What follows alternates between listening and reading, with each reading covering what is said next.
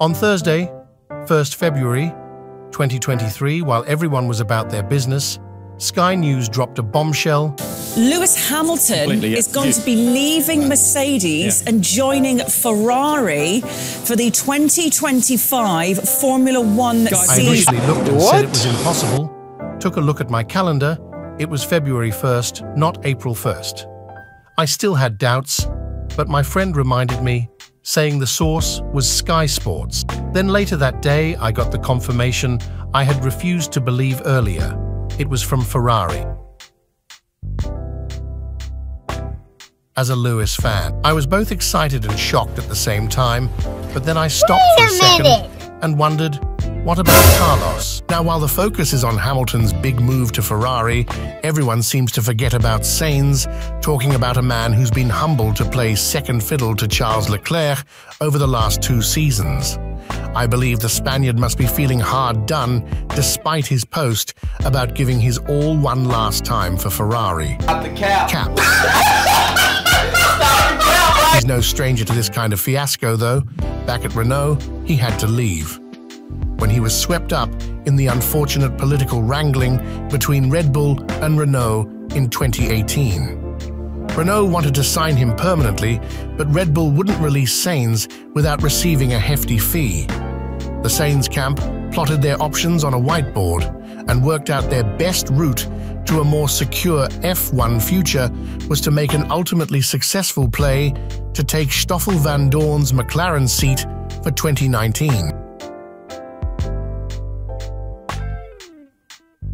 But then, knowing Carlos Sainz's character, I would suggest we don't completely feel sorry for him because his price has gone up now compared to 2019.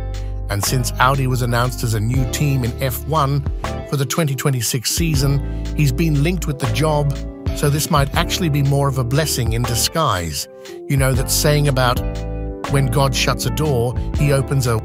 Please God, open that door. Whatever team the Spanish man ends up in, he's going to land on his 2 feet. He's that good. Sainz will have to decide if he wants to be a top driver or a number 2 again in his next team. He isn't without agency.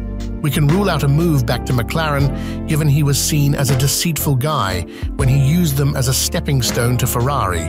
And also the new guy, Piastri, was amazing in 2023, not leaving anytime soon after securing a new deal. And also we can rule out the teams at the back of the grid, except maybe Haas.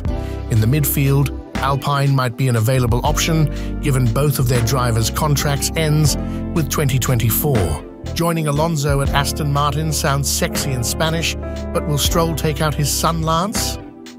Mercedes might be a nice idea, but he would have to be the number 2 driver, sadly.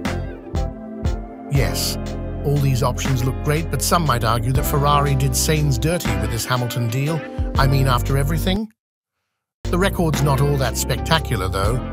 But still, Sainz is a great driver, but when Hamilton's involved, I can understand Ferrari's decision.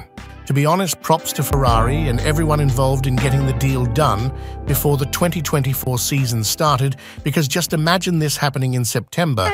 Okay. At least Sainz has some time to decide, because he's going to have to decide, will he be number 1 or a sidekick? In my opinion, Audi is the alluring option for number 1.